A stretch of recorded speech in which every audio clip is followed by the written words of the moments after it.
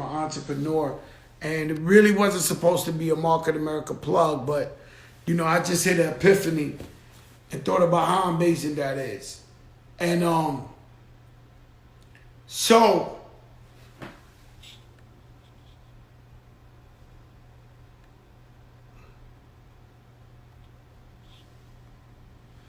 my brother ain't there yet. Um, so when you see shit like you watch the president's national address and you see the president in front of the whole America giving an award to Rush Limbaugh.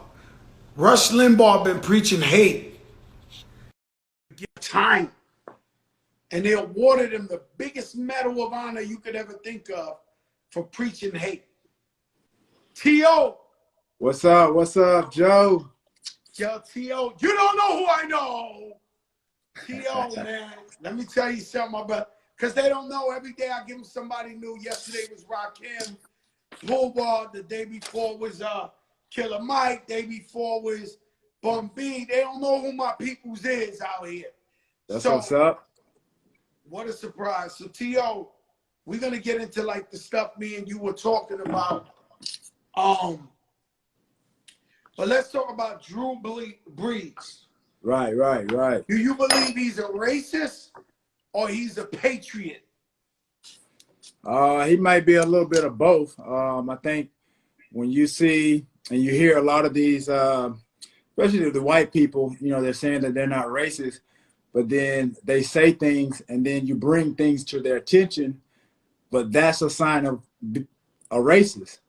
And so with Drew, again, him being according to everybody else and him being who we know he is, he's a leader of a football team, leader of a franchise.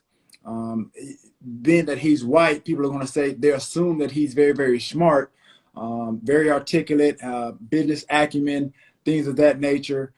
For him to go on and have an interview, and what I think a lot of people missed is that the guy never asked him about the flag. Number one, it was never about the flag. He asked him about players going forward. What are his thoughts about them kneeling? And if you think about 4 years ago, Colin Kaepernick's protest was about police brutality, social injustice. And even when it was unclear in the infancy stage of that, he cleared it up and let everybody know, this is why I'm taking a knee. And so for 4 to 5 years now, for him to now go in and then say, basically just really kind of ignore the question at hand and then go off on a tangent about who his grandfathers were and what they did in the World War II or what have you, as if there was only 2 people that fought in that war. We as Black people, we fought in that war as well. So again, what you saw was white privilege right in front of our faces. And again, I'm not sold on the apology, because just from a standpoint, what you said, what you did, and then you took almost like 24 hours and then you put out a PR statement that's probably drawn up by your publicist or what have you. You should have taken that same approach. Just like you did an interview, address the people immediately. But again, he took the coward way out. Even though I saw he did post a video 4 or 5 hours after the apology, the statement was out, but almost it's too little too late. And this is the scarier part about it, is that we can have somebody who's amongst us who has these eternal thoughts. Like Drew Brees, he plays with 40 Black guys on his team every day, right? And this guy could be right next to you and you don't know how he really feel. And so like police officers, we don't know how they really feel. They say protect and serve, but this is like Russian roulette every time you get stopped, because you don't know if it's somebody who really wants to help the people or somebody who is a white supremacist or feels like we're animals. Well, I think a lot of these policemen across the country, I think some of these guys that have enlisted, gone into law enforcement, some of these guys were guys that either weren't athletic, weren't, um, I guess, weren't the star of a football team, a sport, or what have you. They probably got picked on, and they enlist, and this gives them a sense of courage. That badge gave them something that they didn't grow up with, and that's a lot of courage. And so again, with the laws that protect the police, and obviously those same laws that are supposed to protect us as citizens, human beings, and Black Americans, they're failing us, and that's what needs to be changed. The laws itself. That obviously we need to address the systemic laws, and obviously a way to find a way to change that. And I think the only way to do that, as we talked earlier, I know we can get into it. I just feel like when you think about, I've been kind of just trying to grapple everything that is transpired 10 to 11 days ago. For me personally, I've never cried for someone that I again, once I saw the video, I immediately went into tears, because for me, you see things like this happen in the movies, but you don't see these things in real life. And maybe it was a blessing in disguise that everybody was being quarantined. The COVID-19 was upon us, and everybody got to see this up close and personal. Everybody got a chance to see what it's like to be a Black man in America. And even though they saw it, they still don't get it, because a lot of people feel that now we're protesting. There are people that are protesting, they're looting, they're rioting, whatever the case may be. And Martin Luther King said, a riot is the language of the unheard. And so for so many years, we've been screaming, this is what's wrong in America against people of color. 4 years, Colin protested peacefully to get the attention of America, and with the league. This guy's now out of the league because of what now everybody is questioning is he did a peaceful protest. It fell on deaf ears. And so now these are some of the things that we need to address as human beings and as Americans. And the law has failed us. The very people, just as you said, the people that are in blue, they're failing us. And we're at a breaking point. To watch this guy take his last breath right before our very eyes, bro, it was sickening. It was disgusting. Man, it was hard. It was hard to watch. Yeah, and just so many different events, man. I posted a video of this older white man. He was out there protesting. He's like 76 years old, bro, and they threw him on the floor. They cracked his head. In Buffalo, And yeah, I saw that. Walking past him. Now, stuff like that lets you know they don't care if you're white or Black. Like, right. If they disagree with you, they run it through like a Gestapo, like a gang. They'll break you and keep it moving. Now, if the cameras don't capture that. Right. If We the don't see cameras it. don't catch Big George, if it don't capture Aubrey or Eric Garner or Philando, I mean, I watched him kill the man, I believe it was in Minnesota.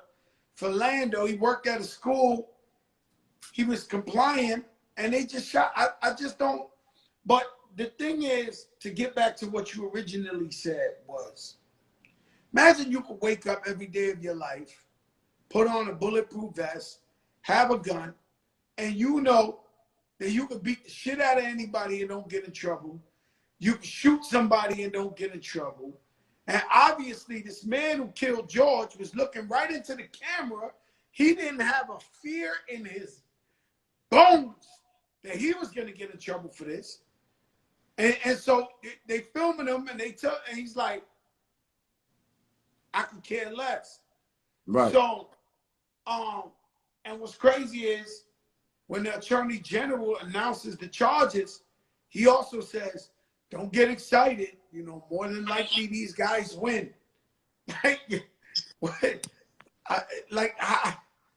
You know, regular people like you and me, we can't win shit.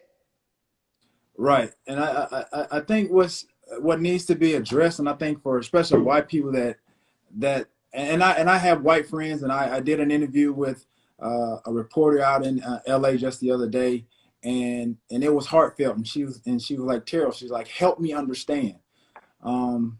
And that's part of the problem. If I have to tell you or I have to educate you, when you have access to books, the internet, just like I do, if I have to explain to you, especially to a white person, then that's the problem.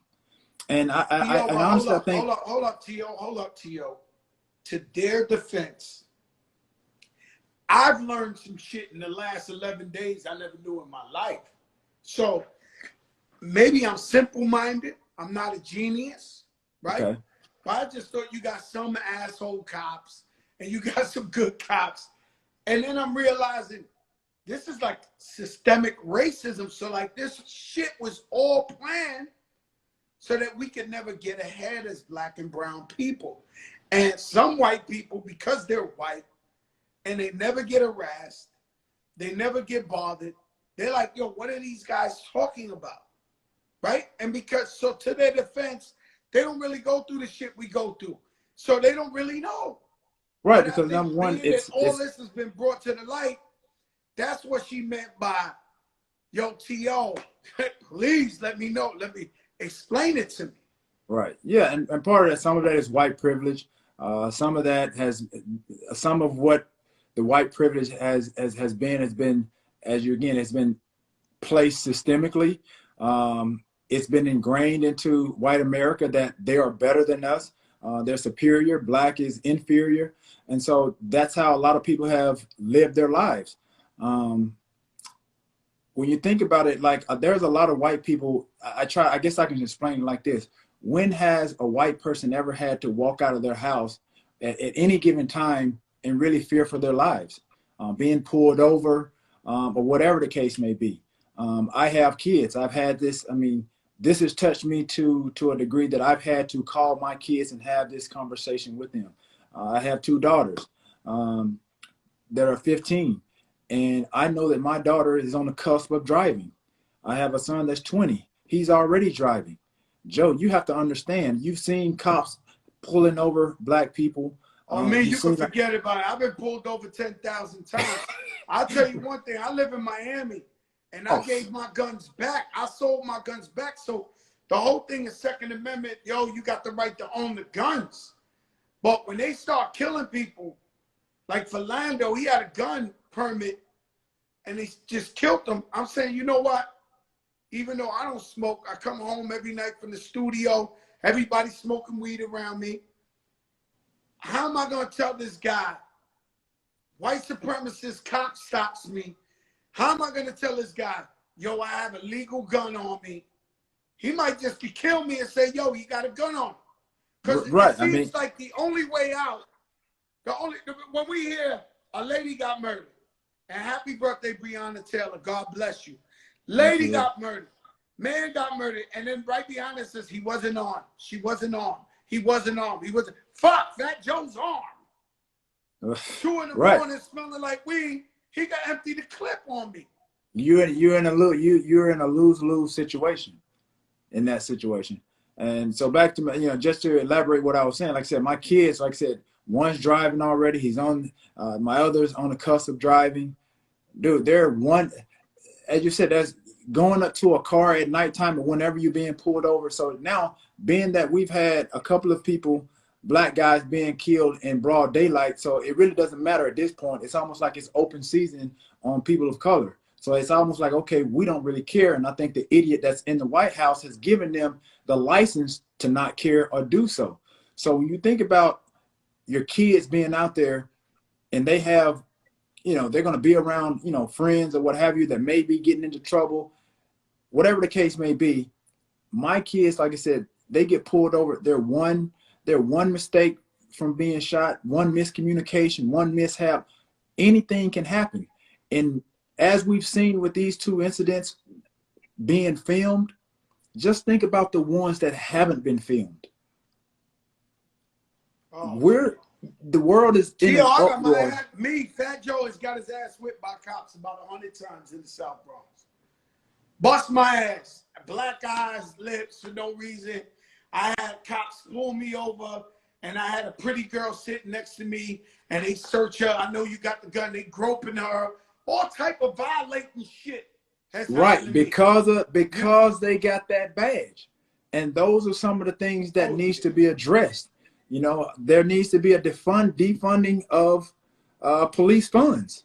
That honestly, that needs to happen in order for us to have any change. But I think most of all, we have to vote for, especially us as African Americans, Black people. We have to vote. That if it hasn't rung any louder, it should ring loud and clear right now. Because you I don't think even think we even need to say that shit. We just gotta go. Like, exactly. So at this point, it's like, yo, for you all gotta these people go. that are riding, so for all these people that are riding for Black Lives Matter right now, that's white, black, whatever their color is. You're old enough to vote. You know what's going to push those changes is electing and voting for the people to push these changes through. That's going to be advantageous to the people of color. That's the first order of business. And that's locally and nationally. Right, absolutely. Because right, every state is every state is different. Every state is different. You got to start with your governors. Right, you got to start with your governors, your mayors. Those mayors then they appoint the chief of police for your city. That's where the change has to start. And then again, better training for these police officers. They got to do some background checks on these guys. There has to be some consequences to their actions. I think, like I said, if we get to a law to where these guys are killing people unlawfully, wrongfully, then I wouldn't mind putting a law in place. Let me tell you one of the laws they passed today in Minnesota that the governor of New York is looking to pass. They have to pass a law. This has to be law. Have to pass a law for you to be a cop, and if you see another cop doing wrong, so you could tap him and say, yo, bro, you're doing too much. Right, you're going too far. But they're passing a law. Shouldn't human beings stop another dude? Like, if you know, yo, this guy got his knee.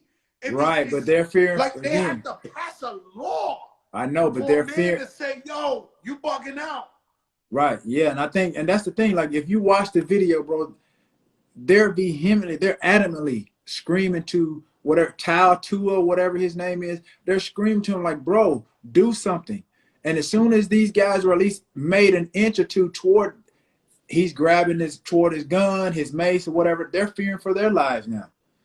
So again, I'm sure hindsight is 2020. I'm sure those people that filmed it, knowing the outcome, I guarantee you they probably like, fuck it, I'm just gonna go, just to distract or try to do something just so this guy can get his knee off this guy's neck. But now, like I said, they're going to be convicted too, and I hope to the fullest extent of the law. To sit up there and watch a man die, I mean, you have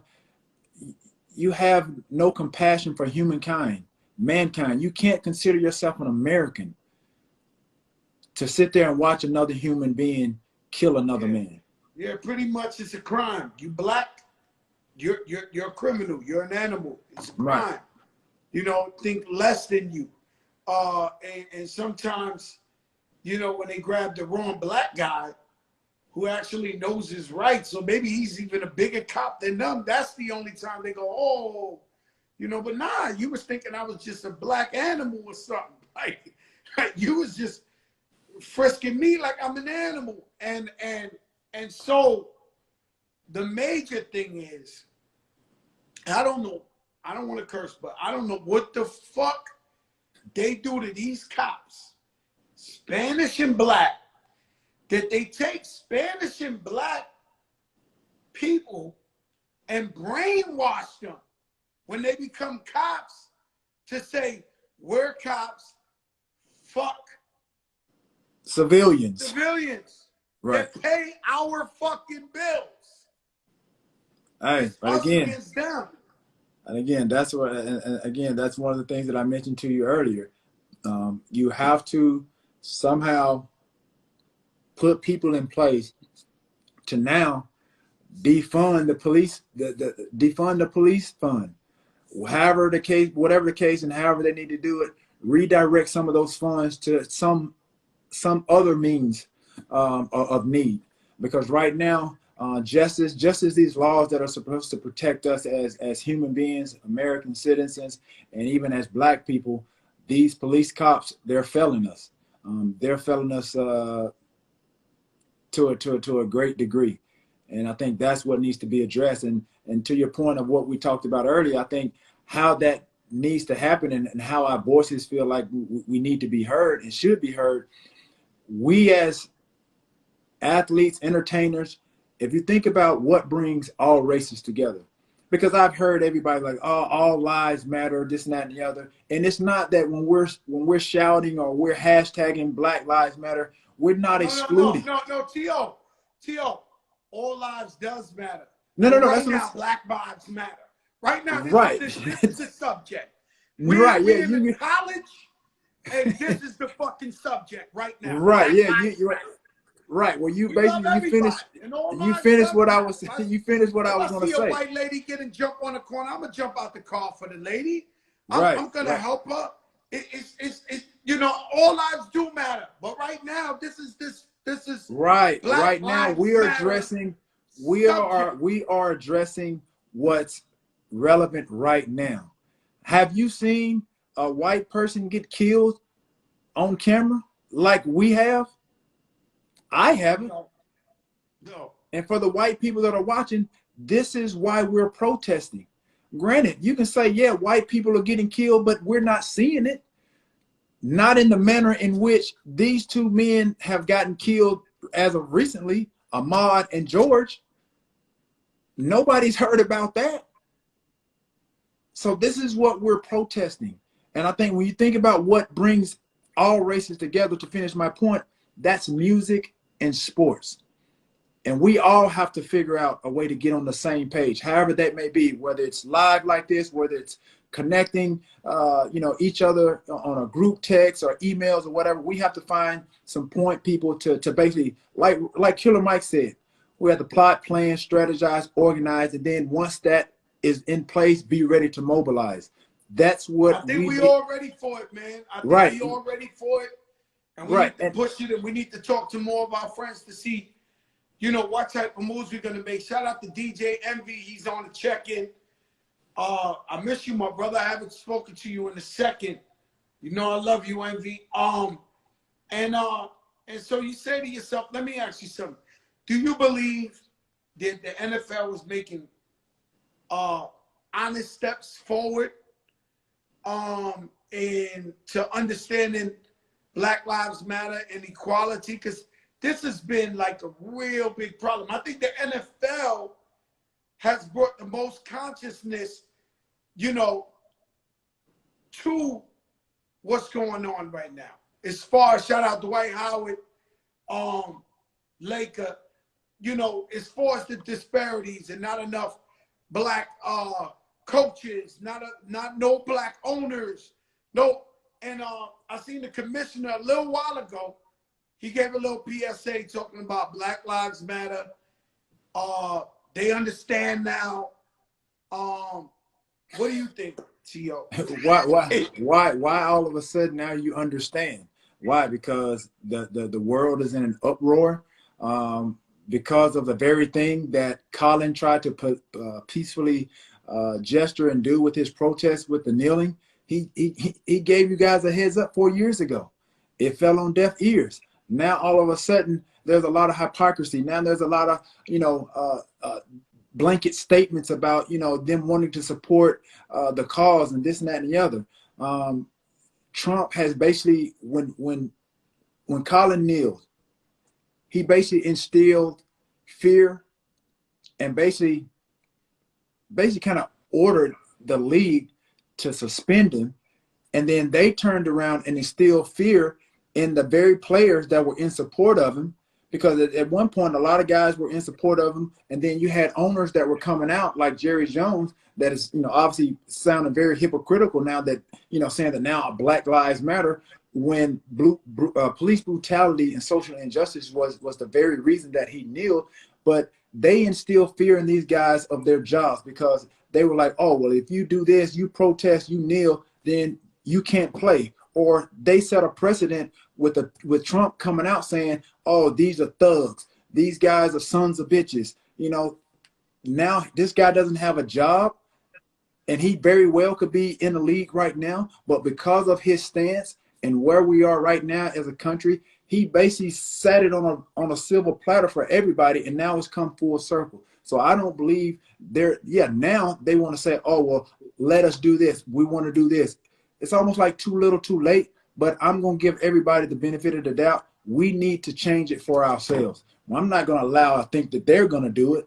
They can say all day long that they're going to do X, Y, Z. But if we as people of color don't take matters into our own hands, then it's not going to change. It's basically they're going to let it die down, and then it's going to be what? You're going to wait till another person get killed. And honestly, quite frankly, especially we as athletes, you in the industry, Joe, we need to make it happen now, because it's on at the rate that we're getting killed, Black people, it's a matter of time before one of these NBA players, these NFL players, or somebody high profile in the industry, before it happens to them or somebody in their family. And then that's when everybody really gonna get irate. We don't need to get it to that point. We don't need to wait till that happens. We need to do it now. But as we started with, and we alluded to earlier, we gotta vote. That's where it's gonna start, voting. I don't want to have to ask you who you plan on voting for. We got Biden, we got Trump. If I had to choose, I'm going Biden. Why would nothing good has come out of this guy being in the White House? And everybody want to say, oh, well, unemployment is down. He's done so much for Black Americans. Okay, that's what he's supposed to do. You think, okay, for me, okay, you've thrown us a bone. You think that's supposed to make us happy? What about our equality? What about the justice system? What about the criminal system? He's been the most divisive president ever. I mean, whether no doubt Bush was good at Nav, anybody on the ballot aside from Trump, I would vote for. Joe, if you was on there, and I know you politics ain't your thing, I'm voting for you, Joe. Yeah, I get it. That's how I feel. And the thing is, and I know a lot of people are saying that Joe Biden's incompetent. You know, they're saying he's kind of a little early stages of dementia, this and that and the other. But as a president, that's why he has people under him that he delegates to help him through every process of his presidency. That's why he has a vice president. They have a chief of staff, press secretary. They have all of those things in place to help him. If you notice, Donald Trump has access to the same thing. If you notice, everybody that was in the White House, he's fired, or gotten rid of, or they even resigned because they knew he was an idiot.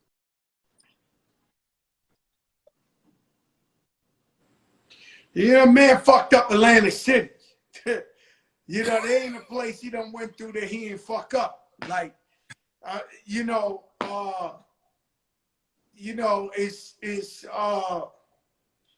it's a no-brainer for me, but it gets scary to me when I see it. Matter of fact, I'm talking to Diddy after I get off the live, and okay, it's scary because Diddy like talking about, yo, we got to get, the Black vote ain't for free, that this. And I had Charlemagne up here, he talking that same shit, and I'm just like, yo, look, guys, us as Black and brown people, you can't give us a chance to not go wait online for 6-7 hours. We don't really want to go wait on that line. So we need everybody to be in unity, to be like, yo, anybody against this guy. Because this country can't take it no more. It's obvious that this country's divided now.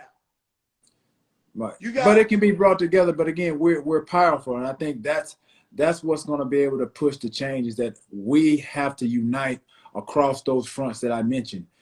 because there are so many powerful voices, you know, in sports and music that can make a difference, that has made a difference. You think about the Jay-Z's, the Snoops, the Fat Joes of the world, the Jamie Foxxes. You got to think about the, you know, everybody in the National Football League. It's 70+% minorities that make up the NFL. You think about the guys that have powerful voices in the NBA. This is where we have to understand the power and the leverage that we have, and we have to keep hammering home that message. But again, like I said, the first thing, order of business, again, like I said, we have to put people in the positions of power in order to get these laws changed. Yeah, we got to change these laws, T.O. Like that at the end of the day is now or never. We cannot let these people back out. We cannot, you know, or if not, it would be in vain. We have to change these laws, not just what these governors are talking about. More power to you. We need transparency. We need independent people to come in, because you can't really seriously think that a district attorney who eats dinner every night with police officers and hangs out with them every day is going to try to convict these guys. They're not. So we need independent attorney generals or independent civilian board, something to oversee whenever these police officers get locked up. Because, man, I don't know a person on earth who's like 101. These guys kill thousands of people and never get convicted. Sometimes never even locked up. Right, and that's the thing though. These laws are hundreds and hundreds of years old. They have not been changed. They need to be. They just period. They need to be changed. It's just like the music business, Joe. Music is not the same as it was 10, 15, 20 years ago, is it? No. Look at how football is being played. Football has changed. We've been around. It's been around 101 years now. Football is not the same as it was 10, 15, 20 years ago. It should follow the same protocol. These laws that have been put in place, they need to change as well. They have to change with the times. The laws that are in place now, Joe, they're in there from years past. They're basically obsolete. They need to be updated. And the people that are in office, we're talking about.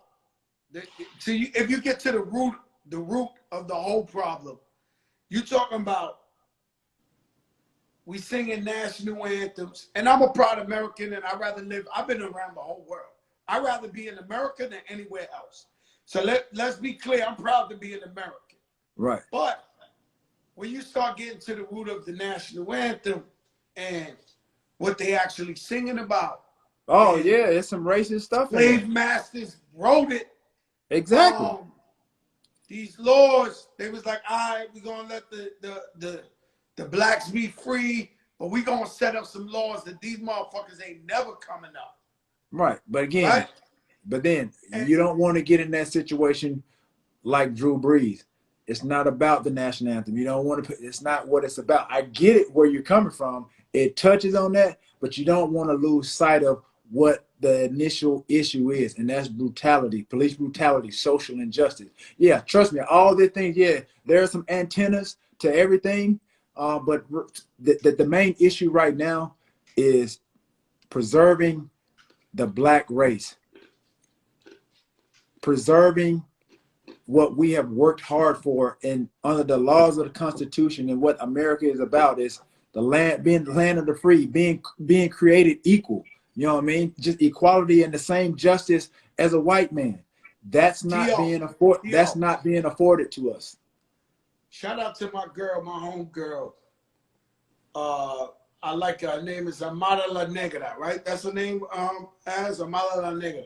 Amala, what's up? And 2 days ago, she posted like around 6 pictures of slavery. I mean, this shit really happened, T.O. Like, bro, I know we haven't seen it in our lifetime, but it really happened. And like, so she's showing chains around the necks and people getting hanged, and hundreds of white people just looking there smiling like that was Friday night at the movies, or burning people or whipping them. And the reason I'm saying that, right, is because that really happened. And I really love white people. I really have best friends that are white people. Same here. I never judged him. I never one time looked at my white friend and said, is his great grandfather a slave owner? Was he? No, I love you for who you are as a person. You love me. You show me respect, my family respect. Same thing to you. But I can't see why certain white people can't get over that time and look like, you know, like right now I'm looking at a little girl protesting. A white dude jumps off his bike. I know you've seen it on TV today, ripping up the Black Lives Matter poster. This, what's his problem? Right, like, yeah. What's this? The little girl's protesting. What's his problem? Like, what? Why does he have a problem? Again, what I mentioned to you earlier, it's been ingrained within the system that white people are superior to us, that we are beneath them. And until things change, they're always gonna think that way. Are we gonna change it 100% to where there's no racism? Absolutely not. It is what it is. You can't change everybody, but again, it goes back to, like I said, we have to revise these laws that has been in place for hundreds and hundreds of years. Maybe these people in office, maybe they're too lazy and they don't want to rewrite the laws. Maybe that's something that we need to emphasize, because whomever wrote the laws back then, whatever, however they need to be rewritten, revised, that's what needs to be that's what needs to happen right now. Man, let me tell you something, man. T.O., I appreciate you for coming on. We stay in touch, and we're gonna get together. You know, no doubt. We got we're small voices, but we got us as a sorority, as a people coming together. We got the biggest voice. So that's what you see when you see them out there protesting. These are all people who their families even been hurt, brutalized, went to jail for no reason, got beat up on the side of a highway, got a this and that. And they all coming together and they're making one large voice now. Right. But all these people, if you took them one-on-one by the side, they'll tell you how their husband got locked up for no reason. They'll tell you how they got smacked by a cop.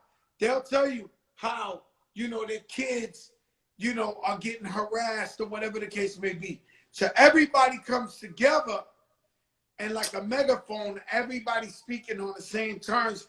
And that's the loud voice. And that's what me and you need to do. Like we said, Dwight Howard, we get Jay-Z, we get everybody. It don't matter. Yeah, everybody together to make this change really, really, really happen. I appreciate you for coming on the show, T.O. I love you, my brother, and I'll keep in touch, all right?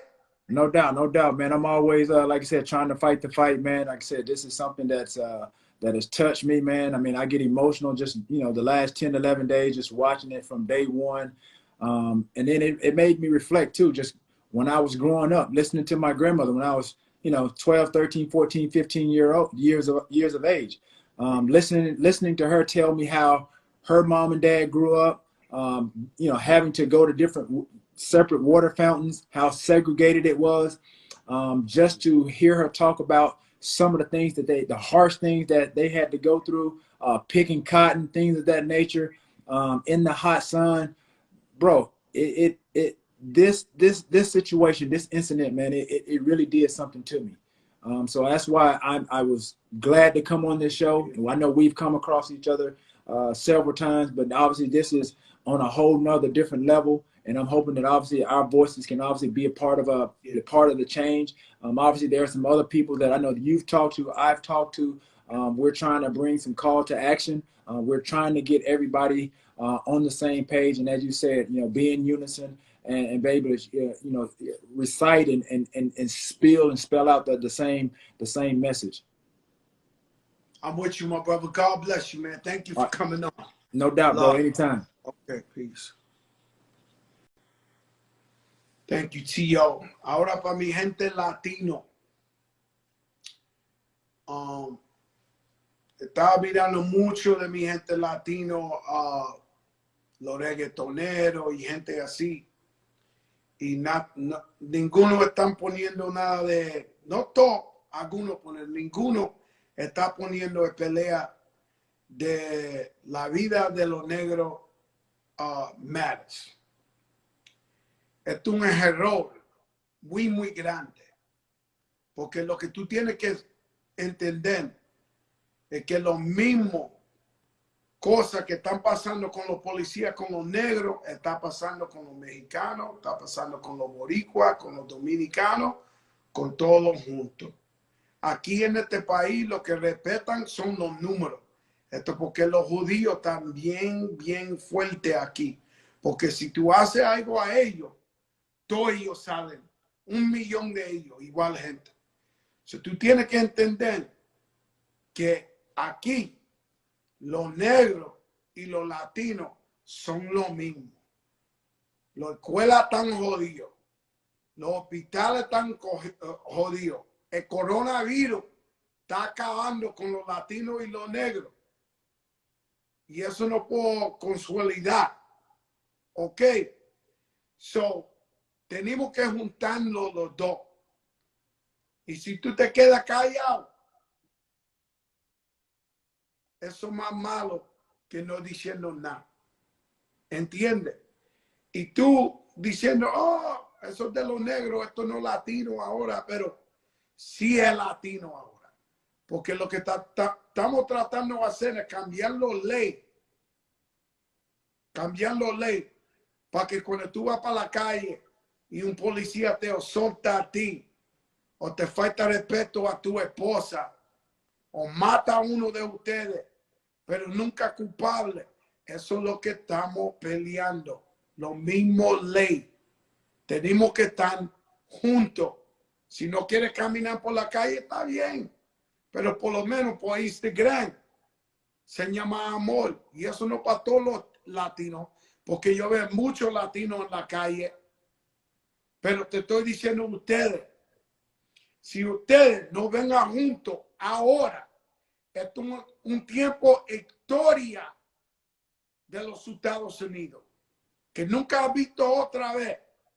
Este es el tiempo para el futuro, para que los niños de nosotros no le hagan a ellos como le hagan nosotros. ¿Tú entiendes? So, por favor, todos mis amigos, mis hermanos, los reggaetoneros, la gente allá afuera, tenemos que estar juntos. Man, it's like,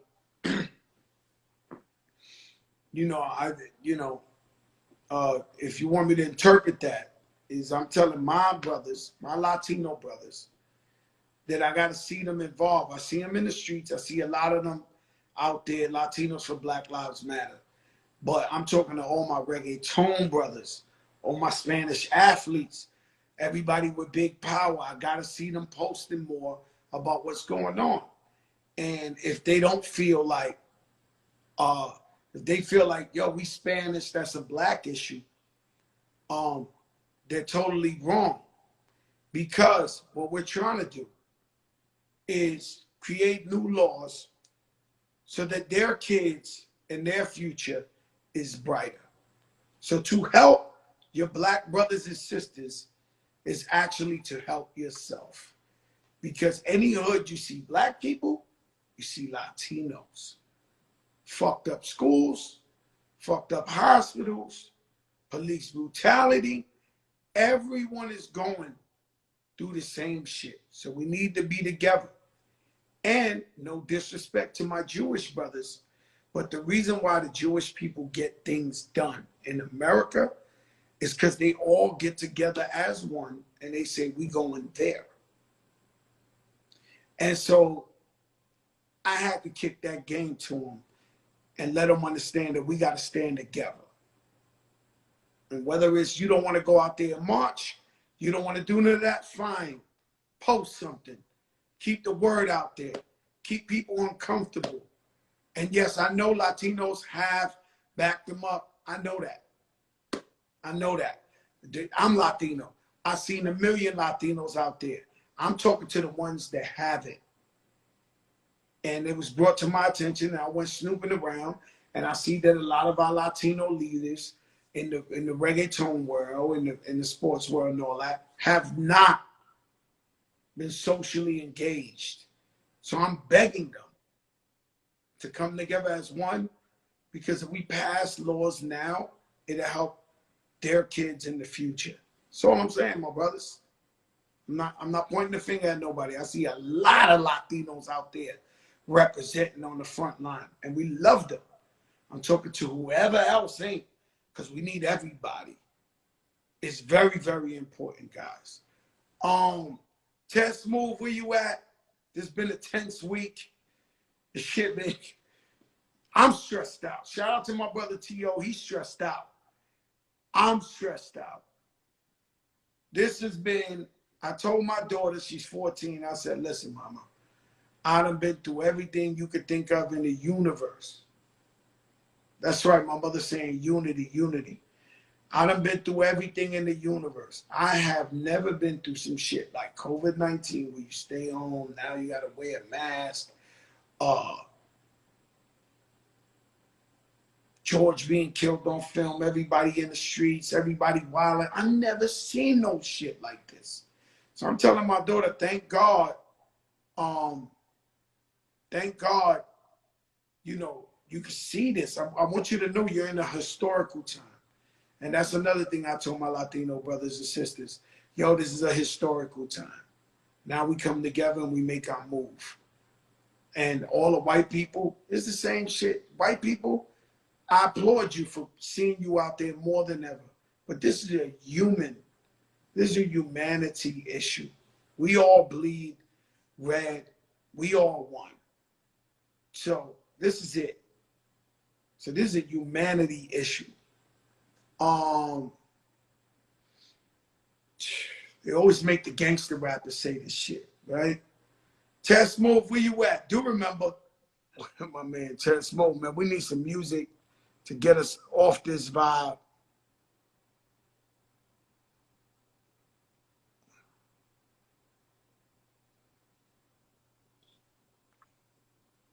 With the man, Test Move, the man, not the myth. Shout out to T.O., man. That boy, the truth. That boy, the truth, T.O. Man, one of the greatest athletes ever in history. Eric B, what's up, my brother? Love you, Eric B. Eric B, I got to get you on the phone, me, you and Nori. Talk some upcoming events. I got to. DJ Khaled, if you watch it, tell Rosa we say happy birthday. Cousin Miriam, what's good? Where's my brother Ted Smooth at? UFOB, the fentanyl flow. Everything gonna be all right, Papa. That's what UFOB said. Yeah. He's a young guy with an old soul, man. You know what I mean? Ted Smooth, do remember. Do say Fridays. Do say Friday.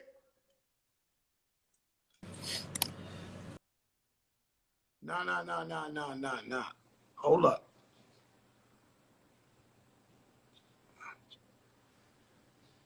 Yo, Russell, pick it up.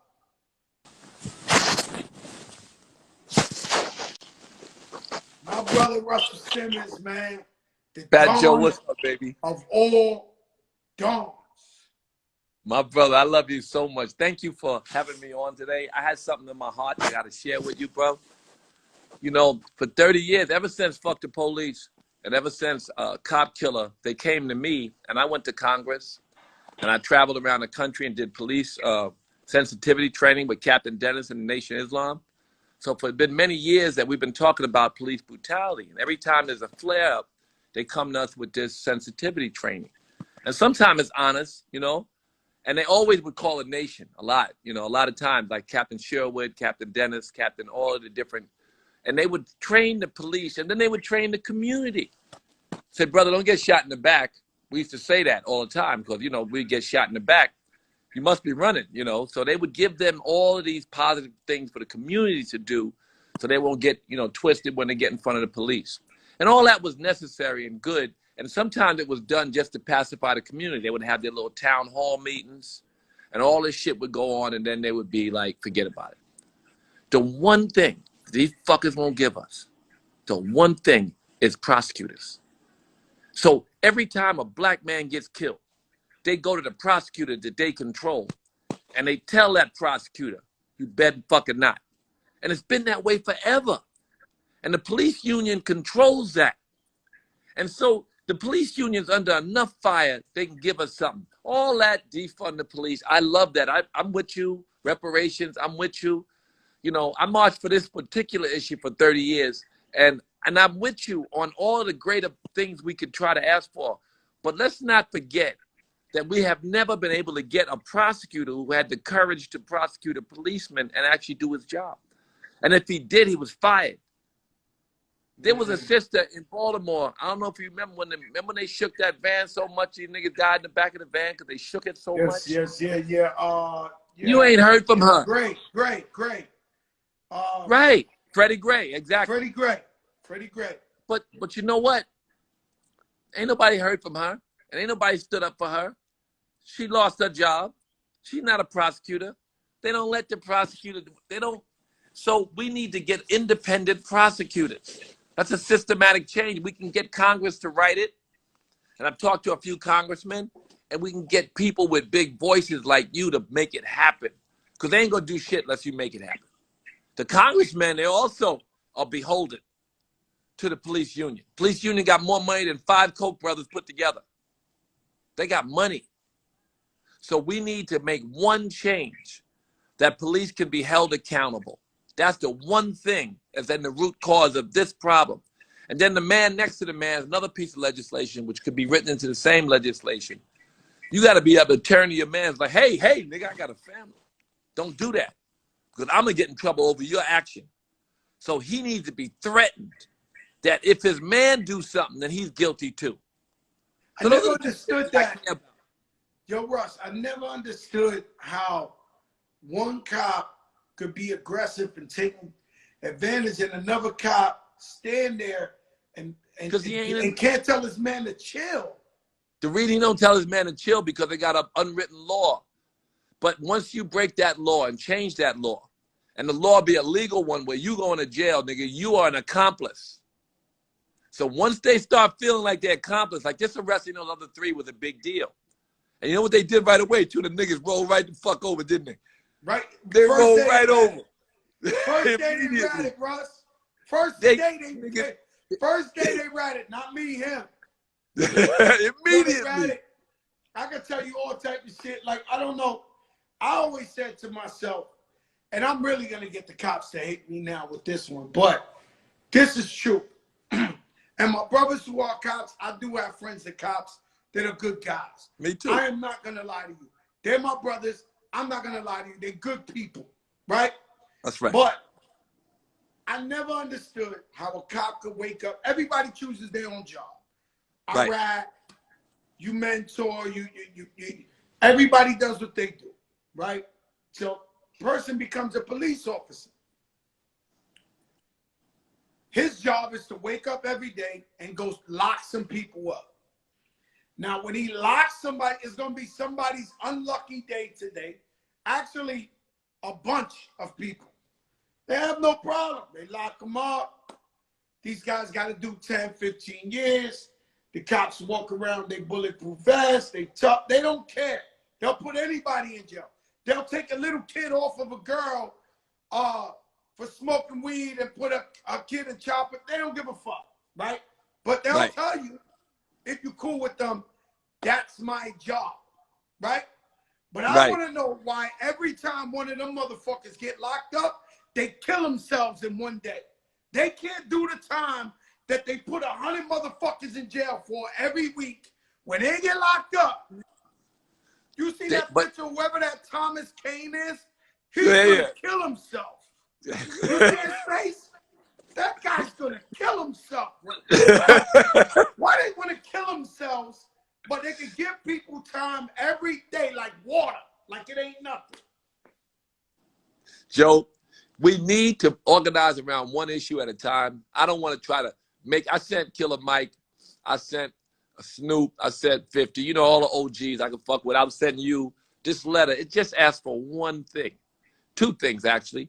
Police accountability is under the headline police accountability. We want prosecutors and we want police next to the police to be prosecuted too.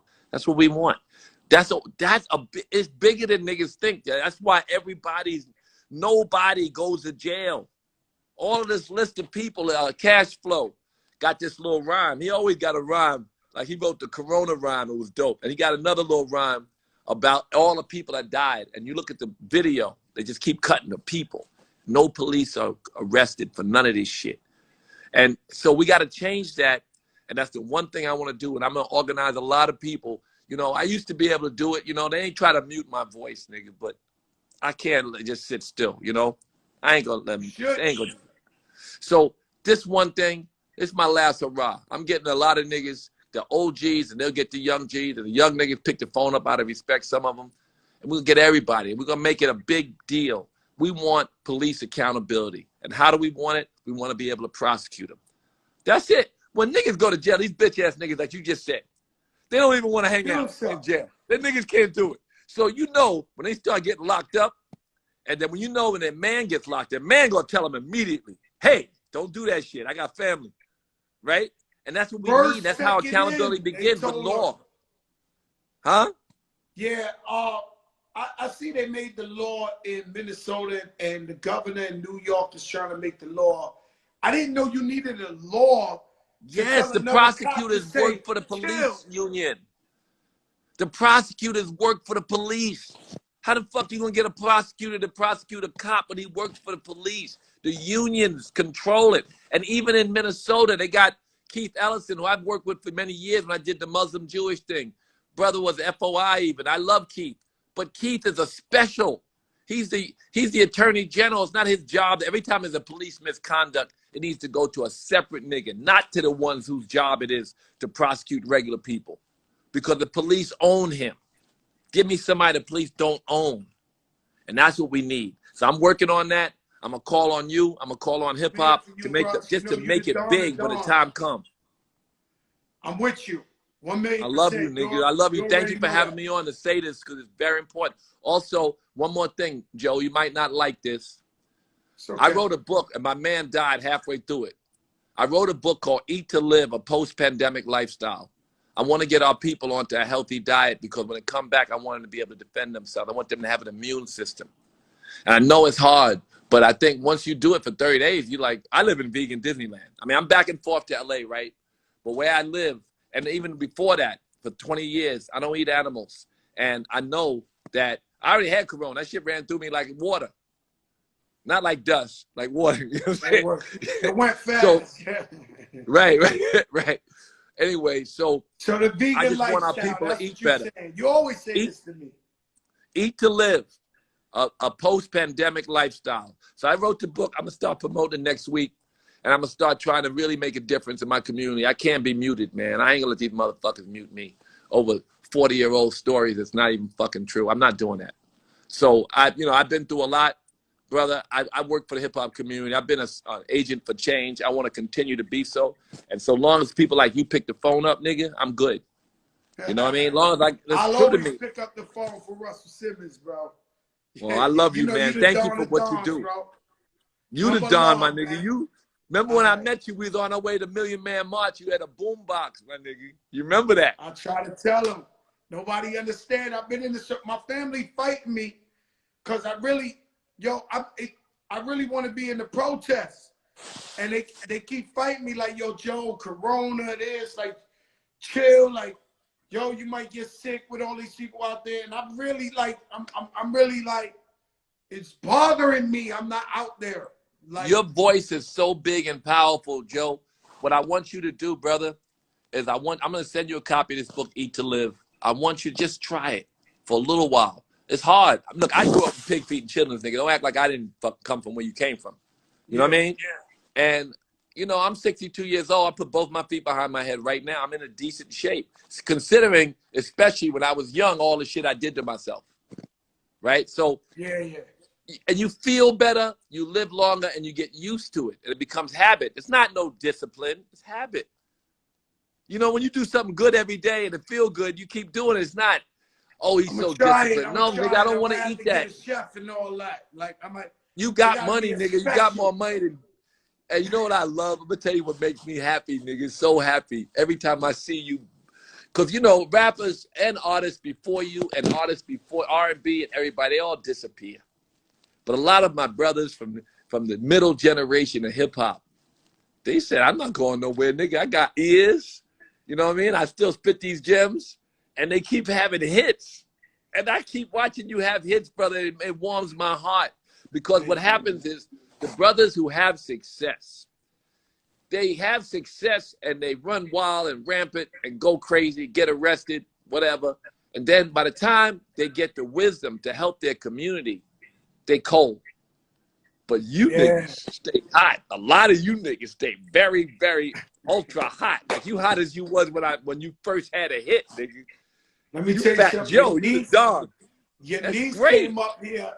Your niece came up here, and I told her the story how I met you, and we had the boombox, and I told her my first album release, you showed up, and I was just like, yo, wow, Russell showed up, and he was like, yo, man, I ain't forget when I met you, and I was just that just humbled me so much because I was like, damn. He remembered when I met him when I was like 16, 17. I'm humbled, Joe, that I can watch you continue to grow and thrive. It's inspiring to me. God gave me a gift in you. Watching you continue to do what you do, bro. For real. And Thank you, I'm my gonna brother. call I on you love and you, we're gonna Russ, change and the I'm law. with you. We're I'm gonna with change you. the law. We're gonna change I'm the with law. you. All right, my Love you, brother. nigga. Thank you. Peace. Love you.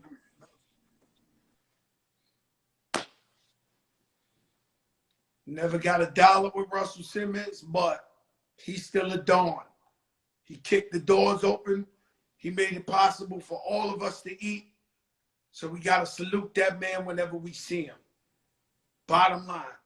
And he's about the 50th person. My brother Papoose don't stop telling me to go vegan. Raul, what's up? I might have to go vegan. I might have to try this thing out. You want to try it out, too? Look at Lottie talking about she want to try. Any new invention, you know, Lottie's down with any new invention. I wonder if it's Duce's vegan or Ciroc, because I've been Cirocing and Duce into death. Test move, where you at? Quarantine juice. Yo, man, this is going long, man. They won't stop, man. It's the biggest show ever. Every night, free on your phone. You get the biggest and the best. Every night, there is nothing we can do. It's lit every time. Success Clothing.